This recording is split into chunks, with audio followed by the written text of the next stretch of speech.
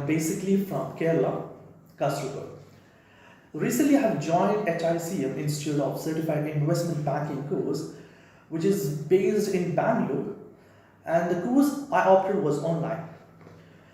From the course, I have learned of the capital market businesses like equities, derivatives, futures and options, and more about the banking and the financial system that is well developed in our country. Apart from these funding chapters, have also been taught like the NAV.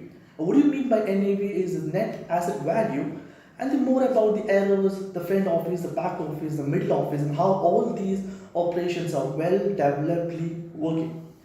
In financial modeling, I have learned about the ratio analysis, the option, the IPO, pricing strategy.